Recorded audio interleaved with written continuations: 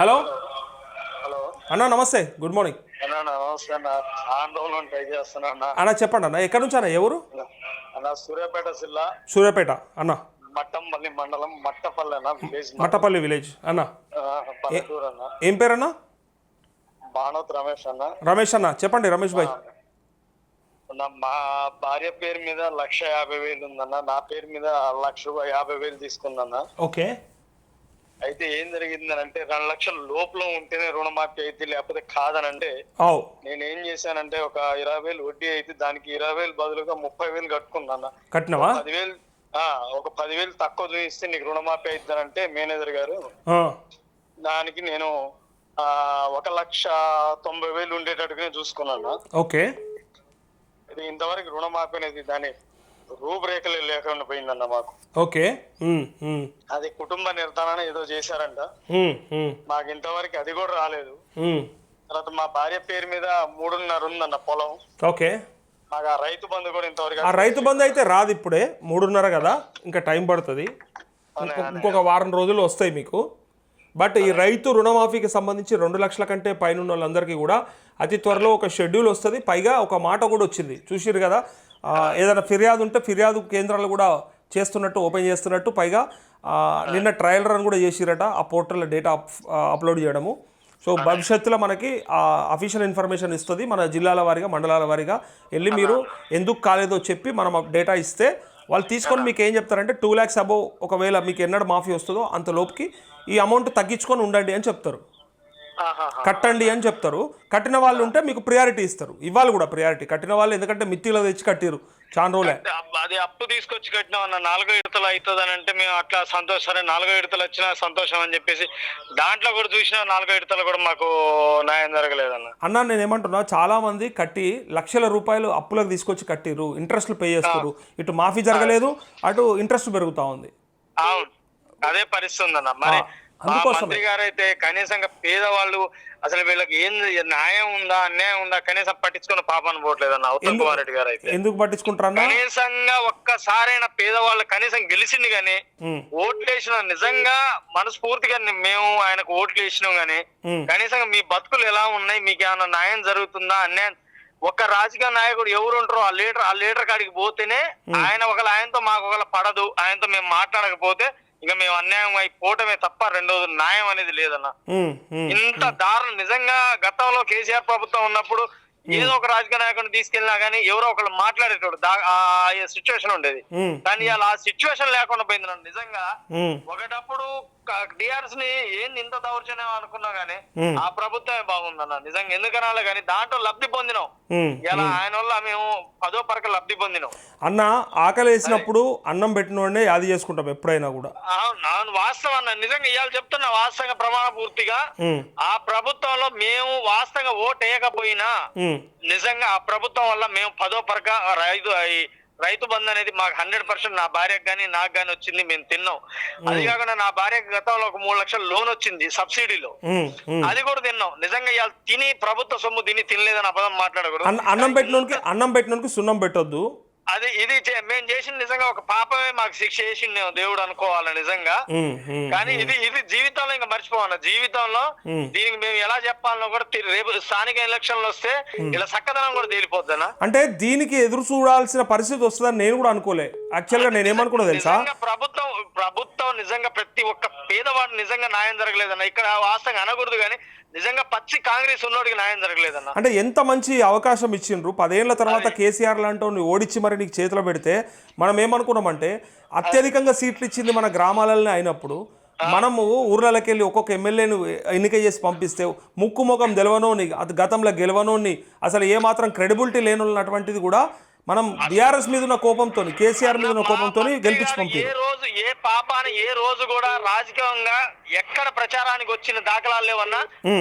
నేను చెప్తున్నా, ఇది రికార్డు పెట్టినా పర్వాలేదు. మా మంత్రి గారు నిజంగా మేము ఎంతో ఆయనకు కనీసంగా పేదవాడికి పట్టించుకున్న పాపాను పోతే నీ చెప్పు నా మెడగట్టన్నా.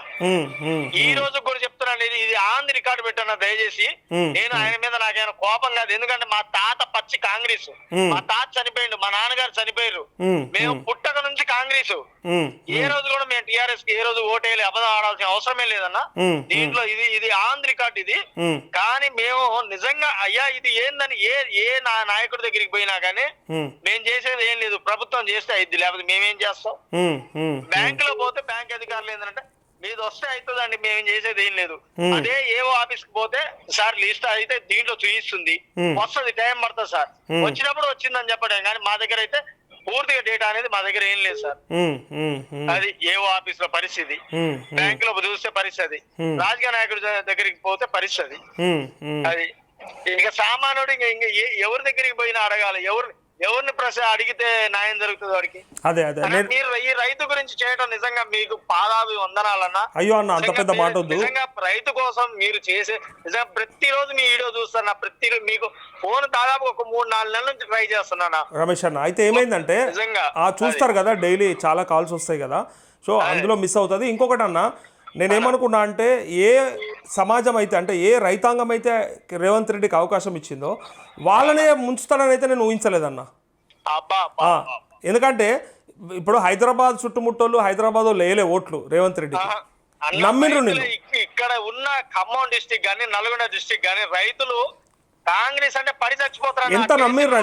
ఎంత నమ్మిర్రంటే ఆనాడు రాజశేఖర రెడ్డికి అవకాశం ఇచ్చినట్టు, ఆనాడు ఇందిరాగాంధీకి అవకాశం ఇచ్చినట్టు, నిజంగా రేవంత్ రెడ్డి మా బతుకులు మారుస్తాడు అని నమ్మకంతోనే వేస్తే ఇలా మార్చడం కాదు మనని పూడ్చిపెట్టిండు. అది బాధ.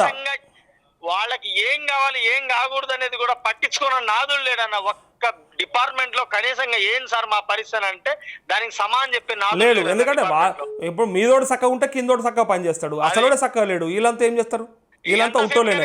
వీళ్ళు మళ్ళీ ముఖ్యమంత్రులు లేక ఆయనకి ఎప్పుడు దించితే వీళ్ళు మేము ఎప్పుడు ఎక్కుతామా అనేది చూస్తారు తప్ప రెండో ఆలోచన లేదన్న వీళ్ళకు. ఏమంటున్నా కుర్చీ కావాలి వీళ్ళకి ముఖ్యం అన్న. నాయకులకు అసలు చిత్తశుద్ధి ఉందా అన్న? పైసలు పెట్టి ఓట్లు వేయించుకొని గెలిచిన తర్వాత కనీసం ఇటు పక్క తిరిగి చూద్దామని కూడా ఉండదు వాళ్ళకి ఏంటంటే మేము పైసలు వాడిస్తే ఓట్లు వేస్తారు. గీళ్ళు ఎంత మాకు మంత్రిగా గెలిచింది కానీ ఏ రోజు పేదవాళ్ళ మీ పరిస్థితి ఎలా ఉందని ఒక్క ర్యాలీ కూడా తీసిన కనబడని పాపాను పోలేదన్న. పెద్ద ఒక రాజకీయ నాయకుడు ఒక సర్పంచ్ లీడరు వాడికైతేనే కనబడతాడు, తనతోనే మాట్లాడతాడు. ఇంకొక మాట అన్న, మాట్లాడదాం అంటే ఇంకొక మాట ఈ ప్రభుత్వం వచ్చిన కొత్తలా ఈ ప్రభుత్వం పడిపోతుంది, కూలిపోతుంది, 6 నెలల్లో పోతుంది, సంవత్సరంలో పోతుంది అని సరే ప్రతిపక్షాలు వాళ్ళ స్టైల్లో వాళ్ళు ఒత్తిడి చేసిరు కదా. పడదు అని తెలిసింది కదా, ఇప్పుడైతే క్లారిటీ వచ్చింది కదా. ఇక ఇప్పుడైతే పూర్తి మెజారిటీ ఉంది. అట్లంటలేదు నేను. కాంగ్రెస్ పార్టీకి అయితే ఇప్పుడు ఆ భయం లేదు కదా, ఇక పడదు మా ప్రభుత్వం అయితే ఉంది కదా, నమ్మకం ఉంది కదా.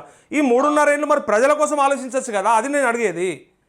అప్పుడంటే ప్రతిపక్షాలు అన్నాయని భయపడ్డారు, ప్రతిపక్షాలు ఇట్లా చేస్తాయట అట్లా చేస్తాడట కూలుస్తుందట కాలుస్తుందట అని భయపడ్డారు. వీళ్ళైతే కూలుస్తారు అనేది అయితే పోయింది కదా, నీ బాధ అయితే పోయింది కదా, భయం అయితే పోయింది కదా. ఇవాళ ప్రభుత్వం స్థిరంగా ఉన్నది కదా అన్న. ఎంత ప్రభుత్వం స్థిరంగా ఉన్నా గానీ పేదవాడికి మంచి చేస్తేనే ఇప్పుడు చేసుకోవచ్చు కదా అంటారు. అవకాశం వచ్చింది, ఈ 3.5 ఏళ్ళు ప్రజల కోసం ఆలోచించవచ్చు, ఎట్లా డబ్బులు సమకూర్చాలి, ఎట్లా ఎవరెవరికి ఇబ్బందులు తొలగించాలని గిదివైపు ఎందుకు ఆలోచించాయి ప్రభుత్వాలు అంటా ఉన్నా. కనీసంగా ముఖ్యమంత్రి అనే స్థాయిలో ఉన్న వ్యక్తి కనీసంగా అసలు ఎందుకు పనులు కావట్లే ఏందని కనీసం ఆయన ప్రశ్న ఈ డిపార్ట్మెంట్ గానీ లేకపోతే ఇదే మంత్రులకు గానీ కనీసం ప్రశ్నించిన పాపాను పోతుందా లేదు. అది ఎంతసేపటికైనా ఏసీ రూమ్ లో ఏసీ కార్ లో కూర్చోవడం తప్ప కనీసం పేదవాడికి ఒక్కసారి బయటకు వస్తే చూడండి, బోర్లు ఎండిపోతున్నాయి, పొలాలు సరిగా పండక నిజంగా నరకమైన అన్న. సూర్యాపేట జిల్లా సూర్యాపేట నుంచి 30 కిలోమీటర్ల లోపలికి రా అన్న, ఒక్కసారి చూడన్న రైతు బాధ ఏందనేది. నిజంగా నీకు చేతులెత్తి దండం పెడతాను. నిజంగా నువ్వు చేసే ఒకటి నీకు శిరస్సు వంచి నమస్కారం చేస్తున్నాను. ఎందుకనంటే నిజంగా భగవంతుడు నీ కుటుంబానికి అంతకంతగా తీసుకెళ్తాడన్న పైకి. నిజంగా నువ్వు ఏ ఛానల్ వాడు కానీ ఏ టీవీ ఛానల్ వాడు ఒక్కడు చూపించిన రైతు గురించి మాట్లాడే పాపాను పోతే నీ చెప్పు నా మెడగట్ట. నేను ఒకటి చెప్తున్నా అన్న, నీ కుటుంబానికి భగవంతుడు 100 రెట్లు కాదు 1000 రెట్లైనా నీ భగవంతుడు అంతకంతకు చూపిస్తాడు అన్న, మంచి చేస్తాడు అన్న. థ్యాంక్ యూ అన్న, థ్యాంక్ యూ రమేష్ అన్న, థ్యాంక్ యూ సో మచ్. వేరే రైతులు కూడా కాల్ చేస్తారు, మాట్లాడారు. థ్యాంక్ యూ, చాలా సంతోషం అన్న. Thank you. మాట్లాడినందుకు చాలా ఆనందపడుతున్నా. థ్యాంక్ యూ రమేష్ అన్న, పర్వాలేదు. థ్యాంక్ యూ అన్న, థ్యాంక్ యూ. చాలా సంతోషం. థ్యాంక్ యూ అన్న.